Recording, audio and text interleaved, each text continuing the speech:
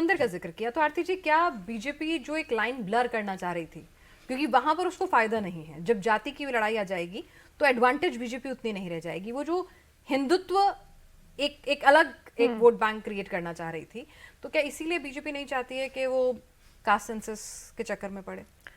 देखिए, मुझे नहीं लगता है कि बीजेपी सिर्फ उस तरीके से सोचती है। अगर आप उनकी पॉलिसीज़ देखें, वाकई जो एक कंजर्वेटिव पार्टी का जो फंडामेंटल प्रिंसिपल कि इंडिविजुअल राइट और जो संविधान ने दिया है, जो फंडामेंटल यूनिट है आपके राइट्स का, वो एक इंडिविजुअल ही है। और उसी तरह से अगर आप देखें, जितनी भी पॉलिसीज़ आई प्राइम मिनिस्टर ने, जितनी भी इनफैक्ट सेंट्रल स्पॉन्सर्ड स्कीम्स की, उसमें तो कोई जाति नहीं है, उसमें तो कोई कम्युनिटी नहीं है, सबको बराबर वो सारी बेनिफिट्स मिले हैं जो अपर कास्ट को मिले हैं। तो फिर कास्ट सेंसस से अगर एक आम आदमी सोचे कि नुकसान क्या हो जाएगा, चलिए अगर जाति के आधार पर टिकट भी बढ़ता है, जाति के आधार पर मुख्यमंत्री भी तय होता है, जाति के आधार पर स्पीचेस भी लिखी जाती हैं, हर जगह भाषा सब कुछ बदल जाता है, तो फिर भाई अगर आंकड़ों में आ जाएगा तो नुकसान क्या हो जाएगा? नहीं नहीं, ये मेरे ख्याल से ये समझना बहुत जरूरी है कि जब हम आंकड़े डालते हैं और आंकड़ों के बाद उसके ऊपर जो नैरेटिव बन जाता है, वो एक वोट बैंक, जब हम हिंदू मुस्लिम करते हैं, पोलराइजेशन होता है। जब हम ब्राह्मण वर्सेस क्षत्रिय, क्षत्रिय वर्सेस वैश्य, वैश्य वर्सेस दलित, ये सारे अलग अलग अलग फ्रेगमेंटेड वोट बैंक्स है। और जितना ज्यादा ये राजनीति में घुसेगा, उतना ज्यादा सोसाइटी में भी आ जाएगा, इसका इम्पैक्ट होगा।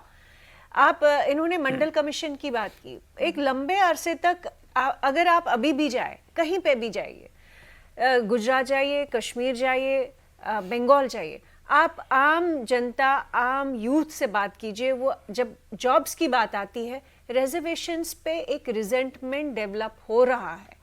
लोग जो बहुत मेहनत करते हैं और जब उनके रास्ते ब्लॉक हो जाते हैं इस रिजर्वेशन से, क्योंकि अल्टीमेटली जितने ज़्यादा आप कास्ट के ग्रुप्स बनाएंगे और हर कास्ट रिजर्वेशन मांगेगा, एक इतनी रिग्रेसिव और वायलेंट पॉलिटिक्स होगी, और उससे जो है आम जनता पे जो इफेक्ट होगा वो नेगेटिव ही होगा।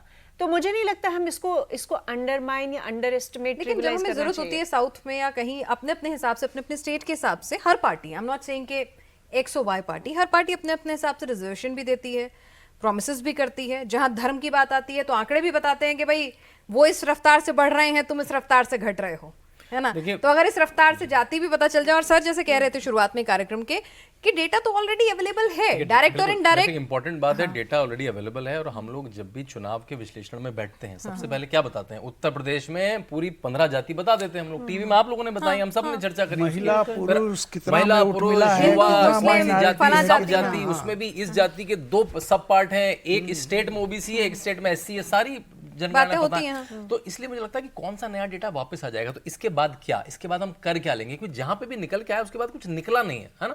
फिर सुप्रीम कोर्ट की 9 जज की बेंच का एक 50% का कैप भी है, जो कहीं कहीं वायलेट भी हुआ है, उसके अगेंस्ट में कोई दिन ढंग से कोर्ट में चला जाएगा तो वापस भी हो जाएगा सुप्रीम कोर्ट के पास।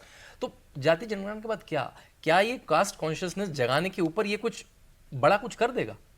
आप कह रहे हैं कि अच्छी स्कीम बन जाएंगी, अगर भाषा में कहें तो बहुत अच्छी स्कीम बन जाएंगी, उद्धार हो जाएगा। या तो देखिए होगा क्या, उसी 50% में रीएडजस्टमेंट होना है क्या पहली बार, या उस 50% को ऊपर लेके जाना? फंडामेंटल क्वेश्चन यही है। नहीं, वो तो कांग्रेस मैनिफेस्टो ने बिल्कुल साफ कर दिया है कि 50% 60% हो चुका है एक तरह से। अगर मैं ईडब्ल्यूएस का 10% लगा लूं तो लोहिया की जो बात है कि 100 में 60, वो तो हो चुकी है भाई। 60 एक तरह से दबे कुचले लोगों को रिजर्वेशन मिल चुका है भारत में। वो कहां, इसका आंसर क्या है, होगा क्या? चुनाव जो है वो सच्चाई पे नहीं जीता जाता, वो परसेप्शन पे जीता जाता है। आप पास्ट का उदाहरण देखिए, 71 में इंदिरा गांधी कहती हैं कि गरीबी हटाओ, प्रीव्यू पर्स की समाप्ति, बैंकों का राष्ट्रीयकरण, और पूरी जनता पागल की तरह उनको वोट दे देती है, यही सोच के ना कि हमारी तकदीर बदल जाएगी।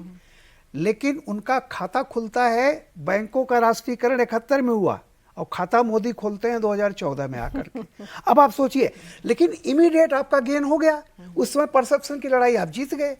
फिर उसके बाद जेपी, यानी 71 और 74 में क्या 3 साल का फर्क है, 75 4 साल के बाद इसी देश में नारा लगता है कि संपूर्ण क्रांति अब नारा है, जाति खत्म हो जाएगी, जनेऊ टूट जाएगा, सब लोग हो जाएंगे। जीत गए इलेक्शन आप। पता चला कि 2.5 साल भी नहीं चली मोरारजी की सरकार। अगर आप दोनों चीजों को देखिए, लेकिन इमीडिएट उसने क्या किया, इलेक्शन जिता दिया। अब इस बार का क्या हुआ कि आरक्षण खत्म हो जाएगा, एक झूठ गया। तो मेरा ये कहना है कि perception is more strong than the reality, and there is always a gap between rule and reality. जातिगत जनगणना नहीं तो- चाहिए, सिर्फ माहौल बनाना है। नहीं, वही कह रहा हूँ। नतीजा क्या हुआ, जैसे इंदिरा गांधी का बैंकों का राष्ट्रीयकरण का नतीजा क्या हुआ आप जानते ही हैं ना। स्टेट बैंक आज दिवालिया होकर के क्या हालत थी वो छोड़ दीजिए। तो ये क्या होता है कि बीजेपी को भी ये मालूम है कि है कुछ नहीं है, सिर्फ निकलेगा भी कुछ नहीं इससे। एक परसेप्शन बना करके अगला चुनाव जीत जाओ, कि एक फॉल्ट लाइन जो और शायद है। यही वजह कि बीजेपी ने तो ना भी नहीं किया। इसीलिए मैं कह रहा हूं कि इस देश में लेकिन एक टेस्टिंग पॉइंट आ गया है, जो सुप्रीम कोर्ट का भी फैसला आया है, इसको इम्प्लीमेंट करो। और उसमें बड़ी थिनर लाइन है कि जब आप जो चीज करेंगे बनाएंगे तो एक्सपोज होंगे कि इतने सालों तक आपने जो आरक्षण दिया उसमें जो ये है, हर जाति में कुछ अजगर बैठे हुए हैं जिन्होंने सारा माल गड़प कर लिया। अब ये सामने आएगा और इंपीरिकल डेटा के साथ और क्वांटिफाई करके तब जाएंगे। तो ये चीजें तो अब उजागर होंगी, ये बातें सामने आएंगी।